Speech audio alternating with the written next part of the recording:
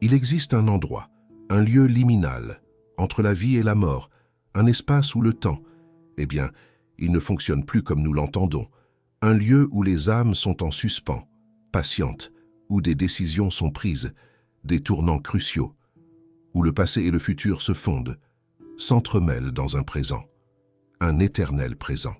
Elisabeth Kübler-Ross a consacré des décennies de sa vie à explorer ce royaume inconnu, et ce qu'elle y a découvert, ce qu'elle a mis à jour, va défier, ébranler, tout ce que vous croyez savoir sur ce qui se passe une fois que votre cœur cesse de battre.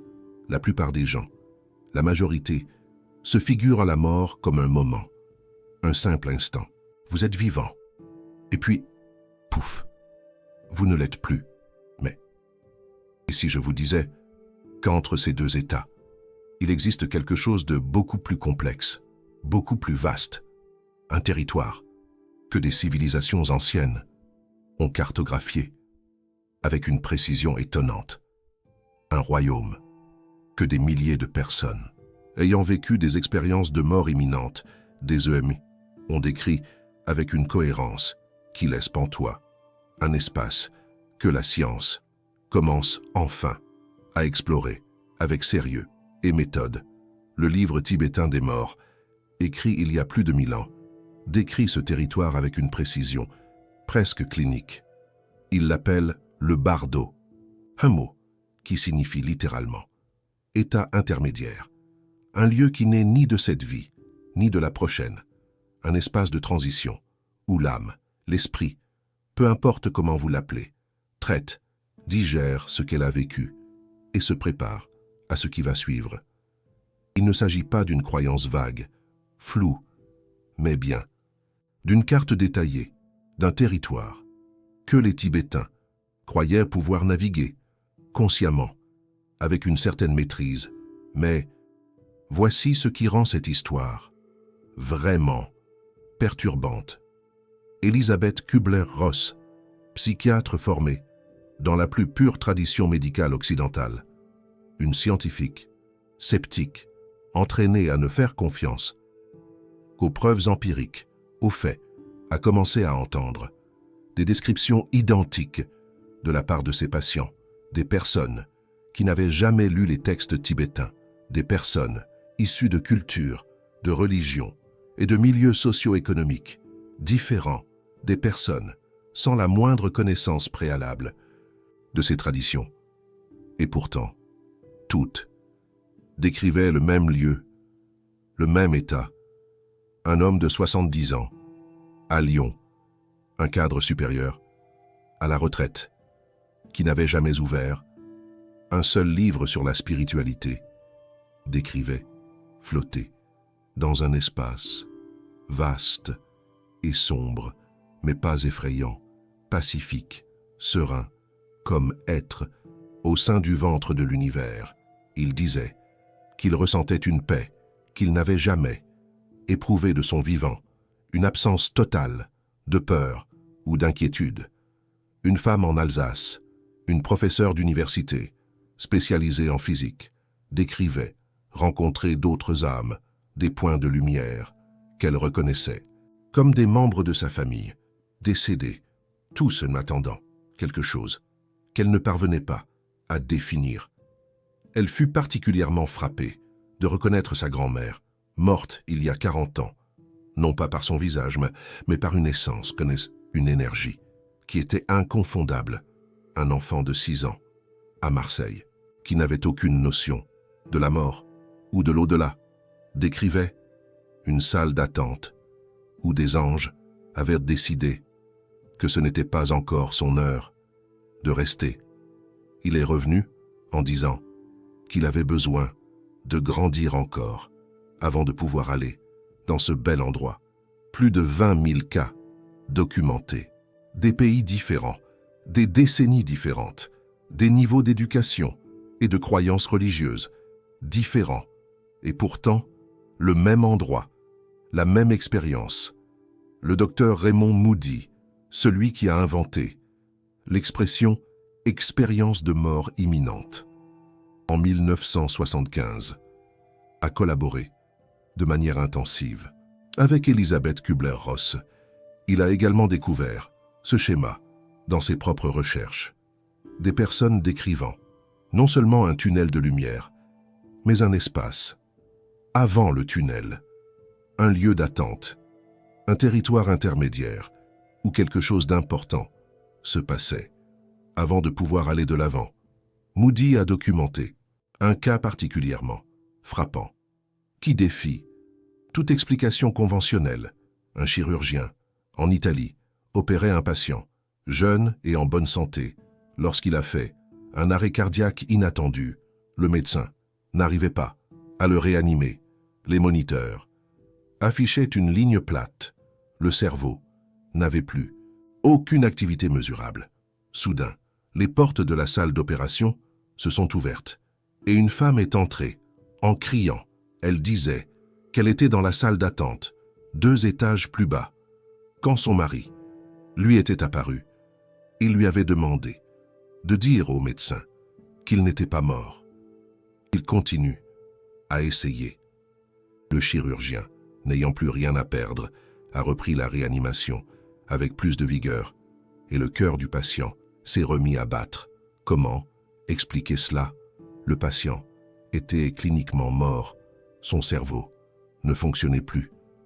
Il n'y avait plus d'activité électrique détectable.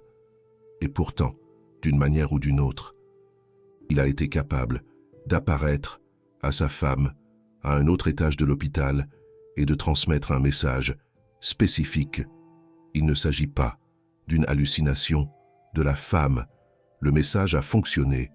Le médecin a agi en se basant dessus et le patient a survécu. Kubler-Ross croyait que ce lieu d'attente était réel, pas comme une métaphore, pas comme une hallucination, pas comme une construction psychologique, réel, un territoire de la conscience qui existe indépendamment du cerveau physique, un lieu auquel nous pouvons accéder quand le corps lâche, mais que la conscience perdure. Mais que se passe-t-il exactement là-bas? Selon le livre tibétain des morts, la période entre les vies dure 49 jours. Pendant ce temps, l'âme passe par 3 états distincts. Chaque état a ses propres caractéristiques, ses propres défis, ses propres opportunités. Le premier est appelé le Chikai Bardo, le moment exact de la mort. À cet instant, selon la tradition, vous expérimentez ce qui est décrit, comme la lumière claire de la réalité, une luminosité qui est la nature même de la conscience pure, sans distorsion, sans ego, sans peur, sans séparation, entre l'observateur et l'observé. Les Tibétains disent que ceux qui parviennent à reconnaître cette lumière et à y demeurer atteignent la libération immédiate. Ils n'ont pas besoin de se réincarner. Ils transcendent le cycle de la naissance et de la mort complètement. Pour eux, le lieu d'attente devient une porte de sortie permanente du jeu de l'existence, mais la plupart n'y parviennent pas. La lumière est trop intense. L'esprit, conditionné par des années d'existence physique, par des habitudes de pensée, par des schémas de peur et de désir, se rétracte, ne parvient pas à supporter cette clarté. Et alors commence le deuxième état, le Chonyid Bardo, l'état où les visions apparaissent selon les textes. Vous rencontrez des manifestations de tout ce qui existe dans votre conscience, des êtres de lumière, pacifiques dans les premiers jours, des divinités courroucées dans les jours suivants, des figures religieuses de votre tradition, des parents décédés qui sont venus vous accueillir, mais aussi vos peurs, vos ombres, tout ce que vous avez refoulé de votre vivant, tout ce que vous avez refusé de voir, tout ce que vous avez caché, à vous-même, dans cet espace. Il n'y a aucun moyen d'échapper, il n'y a nulle part où se cacher. Vous confrontez la totalité de ce que vous êtes. Kubler-Ross voyait des parallèles impressionnants entre ces descriptions anciennes et les récits de ses patients. Une femme qui est revenue d'une EMI. Tahar décrivait rencontrer son père, mort il y a 20 ans, dans un jardin de lumière, impossible, des couleurs qui n'existent pas, dans le spectre visible, des fleurs qui chantaient, un ciel qui pulsait, de vie. Il l'a embrassée et lui a dit que ce n'était pas encore l'heure, qu'elle avait du travail à terminer, qu'elle reviendrait quand elle serait prête. Une autre patiente décrivait être confrontée à toutes les personnes qu'elle avait blessées de son vivant, pas comme un jugement externe, pas comme une punition, mais comme une connaissance de soi forcée. Elle sentait la douleur qu'elle avait causée, non pas comme une idée abstraite, mais comme une expérience directe. Elle a vécu ses actions du point de vue de ceux qui les ont reçues, et cela l'a transformée complètement. C'est un point crucial qu'Elisabeth Kubler-Ross soulignait répétitivement. Ce lieu d'attente n'est pas une question de jugement divin. Il n'y a pas de juge externe évaluant vos actions. Il s'agit de connaissance de soi, de se voir avec une clarté totale, sans les défenses de l'ego, sans les justifications de l'esprit rationnel, sans la capacité de prétendre ne pas savoir ce que l'on sait. Et cela peut être terrifiant ou libérateur, selon la façon dont vous avez vécu. Si vous avez passé votre vie à vous connaître, à affronter vos ombres, à assumer la responsabilité de vos actions, alors cette rencontre est une confirmation, une validation, une réunion avec soi-même. Mais si vous avez passé votre vie à fuir, à nier, à vous cacher des vérités inconfortables, alors cette rencontre peut être dévastatrice, non pas parce que quelqu'un vous punit, mais parce que vous ne pouvez finalement plus fuir. Le troisième état est le Sidpa Bardo, l'état de renaissance.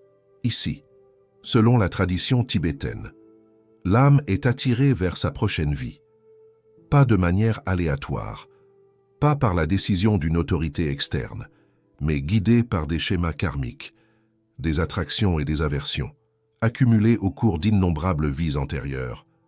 Les textes décrivent l'âme voyant des couples en union et étant attirée vers eux, choisissant des parents, basée sur des affinités profondes, étant attirée vers des circonstances qui offrent les leçons nécessaires à son développement, non pas comme un destin imposé, mais comme un magnétisme naturel. Kubler-Ross a intégré cette vision avec ses propres observations. Elle croyait qu'avant de se réincarner, l'âme passe par un processus de planification. Elle choisit ses parents. Elle choisit les circonstances. Elle choisit même les défis qu'elle va affronter. Et cette planification se déroule dans ce lieu d'attente, avec l'aide de guides, avec une clarté sur le but. Mais voici la partie dont peu discutent. Et si certaines âmes restaient prises dans ce lieu, le livre tibétain des morts met en garde contre cela explicitement. Certaines consciences, confuses par le choc de la mort, ou trop attachées à la vie qu'elles ont quittée, ne parviennent pas à progresser. Elles restent dans le bardo, ni vivantes, ni complètement mortes, piégées dans un limbe de leur propre création, incapables d'accepter qu'elles sont mortes, incapables de lâcher prise sur ce qu'elles ont laissé derrière elles. Kubler-Ross a trouvé des preuves de cela chez ses patients, des personnes qui ont décrit avoir rencontré des âmes perdues pendant leurs EMI. Pas des fantômes au sens populaire, pas des entités malveillantes, mais des consciences désorientées, attendant quelque chose qu'elles ne savaient pas définir, incapables d'avancer, parce qu'elles ne savaient pas comment. Un homme qui a vécu une EMI après un accident de voiture a décrit avoir traversé une foule d'ombres, des personnes qui semblaient attendre depuis longtemps. Certaines l'appelaient, lui demandèrent de l'aide. Il a ressenti une tristesse profonde pour elle, mais une lumière l'a tiré vers l'avant. Une voix a dit qu'il ne pouvait pas les aider maintenant, que ce n'était pas son travail en ce moment.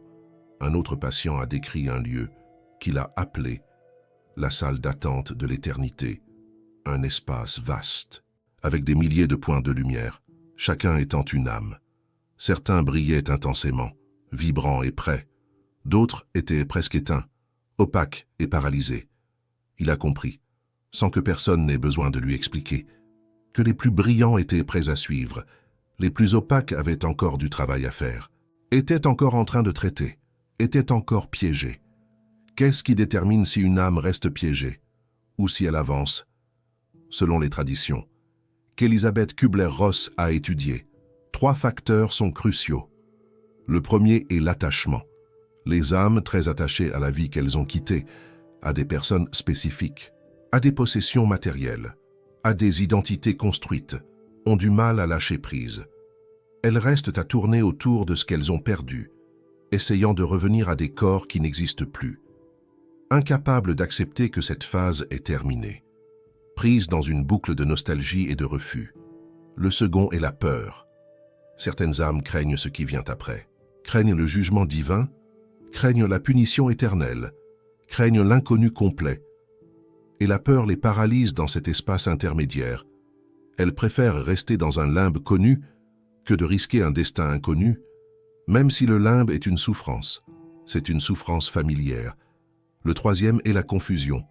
Les morts subites, violentes ou inattendues peuvent laisser la conscience complètement désorientée.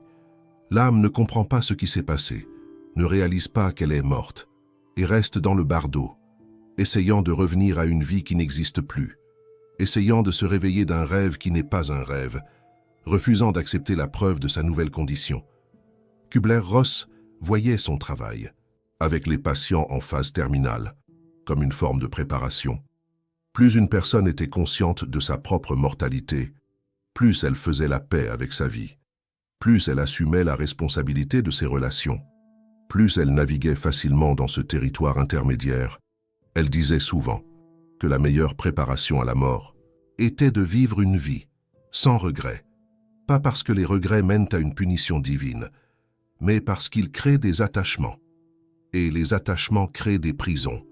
Une personne qui meurt, avec des affaires inachevées, avec des mots non dits, avec des pardons non accordés, emporte tout cela dans le lieu d'attente.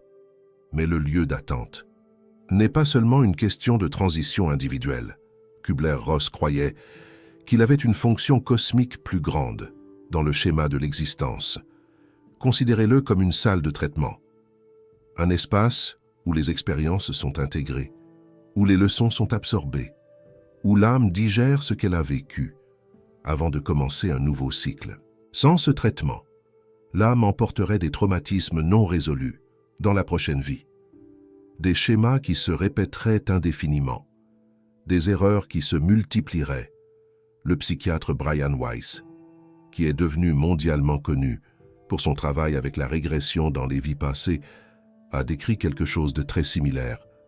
Ses patients, sous hypnose profonde, décrivaient fréquemment un espace entre les vies, un lieu de révision et de planification, où ils rencontraient des guides spirituels, où ils recevaient des orientations, où ils planifiaient le prochain chapitre de leur voyage, en pleine conscience. Weiss a documenté des patients qui décrivaient les conseils d'êtres de lumière, des entités qui les aidaient à comprendre le but d'expériences douloureuses, qui les guidaient dans le choix de leur prochaine vie, qui offraient une sagesse accumulée au cours des âges, des maîtres qui avaient transcendé le cycle, mais choisissaient d'aider ceux qui étaient encore en train d'apprendre. Cela s'aligne parfaitement avec ce que Kubler-Ross a observé. Dans ces milliers de cas, ces patients, qui sont revenus de MI, mentionnaient fréquemment avoir rencontré des êtres de lumière, pas nécessairement des figures religieuses spécifiques, bien que certains les interprétaient ainsi, en fonction de leurs croyances, mais des présences d'amour inconditionnel, des entités qui semblaient les connaître, plus profondément qu'ils ne se connaissaient eux-mêmes, qui les recevaient sans jugement, seulement avec compréhension. Une patiente a décrit avoir été enveloppée par une lumière, qui était amour pur, pas l'amour romantique. Non, pas l'amour familial, pas l'amour conditionnel, de quelque sorte que ce soit, quelque chose de beaucoup plus grand, quelque chose qui la connaissait complètement, y compris toutes les parties d'elle-même qu'elle cachait aux autres et à elle-même, et qui pourtant l'aimait sans réserve, sans restriction, sans « mais ». Cette expérience l'a transformée profondément. Elle a perdu complètement sa peur de la mort, pas parce qu'elle savait exactement ce qui venait après, mais parce qu'elle savait qu'elle serait accueillie, que le lieu d'attente n'était pas un tribunal, c'était un foyer, c'était là où elle appartenait.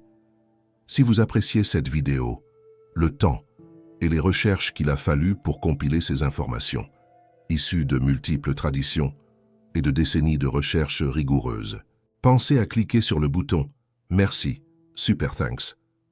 Vous ne soutenez pas seulement cette chaîne, vous soutenez la divulgation de connaissances qui relient la science moderne et la sagesse ancienne, des connaissances sur la nature de la conscience et ce qui nous attend au-delà de cette vie.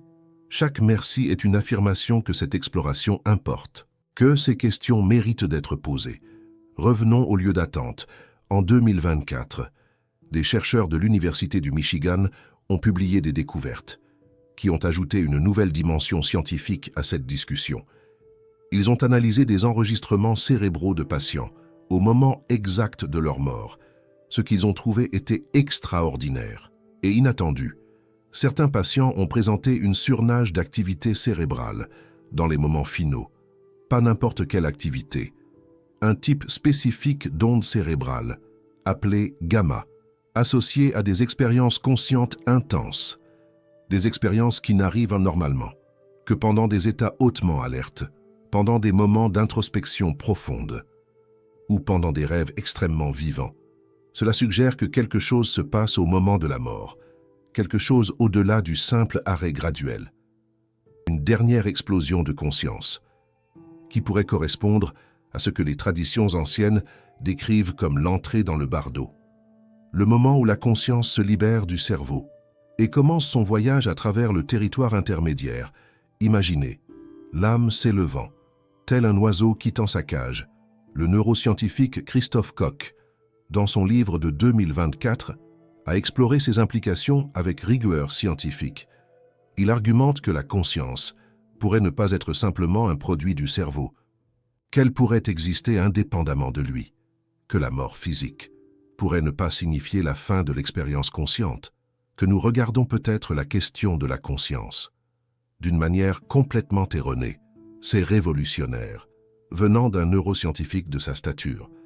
Et cela valide ce que Kübler-Ross argumentait depuis des décennies, sur la base de ses observations cliniques, que la conscience est primaire, que le cerveau est un récepteur, pas un générateur, que lorsque le récepteur s'éteint, la conscience ne disparaît pas. Elle change simplement d'état, change de fréquence, continue d'exister dans une autre dimension de la réalité, un peu comme une radio qui change de station. Et dans ce nouvel état, elle entre dans le lieu d'attente. Mais combien de temps y reste-t-on? Le livre tibétain des morts dit 49 jours. D'autres traditions varient. Le spiritisme parle de périodes différentes. Le bouddhisme a sa propre chronologie. Certains récits de Mi suggèrent que le temps là-bas fonctionne d'une manière complètement différente de notre temps linéaire. Ce qui semble minutes, peut-être des heures, ce qui semble jours, peut-être instantané. Le temps, tel que nous le connaissons, semble être une propriété spécifique du monde physique. Dans le lieu d'attente, il opère selon d'autres règles. Ou peut-être n'existe-t-il pas du tout. Kübler-Ross croyait que le temps dans le bardo était subjectif, déterminé par la propre conscience de l'âme. Certaines âmes processaient rapidement et allèrent de l'avant. D'autres avaient besoin de plus de temps. Et certaines, celles très attachées ou très confuses, ou très traumatisées, pouvaient y rester pendant des périodes qui, traduites dans notre temps linéaire, seraient des années ou des décennies. Elle voyait cela comme une raison de plus, de vivre consciemment ici et maintenant. Plus vous processez en vie, moins vous avez besoin de processer dans la mort. Plus vous devenez conscient de vos schémas, de vos peurs et de vos attachements. Plus rapidement vous naviguez à travers le territoire intermédiaire. Plus vous travaillez ici, moins il reste de travail là-bas. C'est un peu comme ranger sa maison avant de partir en voyage. Les Tibétains, qui ont développé cette compréhension, plus profondément que toute autre culture connue, ont des pratiques spécifiques pour cela. Le Phowa, par exemple, est une technique pour transférer la conscience au moment de la mort. Une façon de garantir que l'âme entre dans le bardo dans l'état le plus clair et préparé possible. Une sorte de kit de survie spirituelle. Kübler-Ross n'enseignait pas de technique tibétaine spécifique, mais elle enseignait la présence, l'acceptation, l'art d'être complètement présent avec la réalité, y compris la réalité inévitable de la mort, et elle croyait que cette présence était la meilleure préparation possible pour la transition. Elle avait l'habitude de dire que les personnes qui craignaient le plus la mort étaient celles qui fuyaient le plus la vie, qui se cachaient d'elles-mêmes, qui évitaient les vérités difficiles, qui vivaient à la surface des choses, un peu comme ceux qui ont peur de regarder dans le miroir. Parce que le lieu d'attente est un miroir. Il reflète en retour tout ce que vous êtes, sans filtre, sans déguisement, sans possibilité de fuite.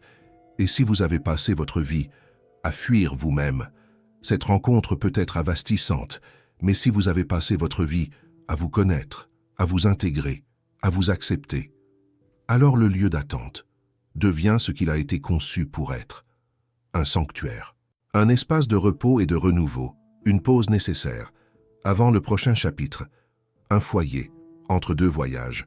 Ce que vous y trouvez dépend de ce que vous apportez. Kübler-Ross racontait l'histoire d'une femme qui a vécu une EMI et est revenue complètement transformée. Elle a décrit être arrivée dans le lieu d'attente et avoir rencontré une version d'elle-même, non pas comme elle était dans la vie, avec toutes ses limitations, ses peurs et ses schémas destructeurs, mais comme elle aurait pu être, la version la plus complète, la plus réalisée, la plus aimante d'elle-même. Imaginez votre moi idéal, vous tendant les bras, et cette version l'a embrassée, a dit qu'elle l'attendait depuis longtemps, a dit que le voyage avait été long et difficile, mais que maintenant, elle pouvait enfin s'unir, que la séparation touchait à sa fin. Cette image me touche profondément. L'idée qu'il existe une version plus complète de nous-mêmes, qui attend, que tout le voyage de la vie consiste à nous rapprocher de cette version et que le lieu d'attente est l'endroit où nous rencontrons enfin qui nous sommes vraiment. Le lieu d'attente existe, les preuves, provenant de multiples sources, sont écrasantes. Les traditions anciennes du monde entier le décrivent avec une constance impressionnante. Des milliers de personnes qui ont vécu des EMI le rapportent indépendamment. La science commence à trouver des corrélats neurologiques. Kübler-Ross a dédié sa vie entière à le documenter. La question n'est pas de savoir s'il existe. La question est de savoir comment vous allez y arriver, préparé ou non préparé, clair ou confus, léger ou chargé de dettes. Et c'est un choix que vous faites maintenant, chaque jour, à chaque moment de conscience ou d'inconscience, à chaque acte de courage ou de lâcheté, à chaque vérité affrontée ou évitée, à chaque relation guérie ou laissée à pourrir. Le lieu d'attente sera votre reflet. Que voulez-vous qu'il montre? Elisabeth Kübler-Ross a passé les dernières années de sa vie dans une paix absolue avec la mort, non pas parce qu'elle connaissait exactement chaque détail de ce qui l'attendait, mais parce qu'elle avait fait son travail. Elle s'était connue profondément, elle avait aimé sans réserve, elle avait affronté ses ombres, elle avait vécu pleinement. Quand elle est décédée en 2004, elle était prête. Ceux qui étaient à présent disent qu'elle est partie en souriant, comme si elle était accueillie par de vieux amis, comme si le lieu d'attente était exactement ce qu'elle avait toujours dit qu'il serait. Et vous, quand votre heure viendra, que trouverez-vous là? Une question pour les commentaires. Avez-vous déjà eu une expérience? Qui suggère l'existence de ce lieu intermédiaire? Un rêve vécu avec quelqu'un qui est déjà décédé? Une EMI?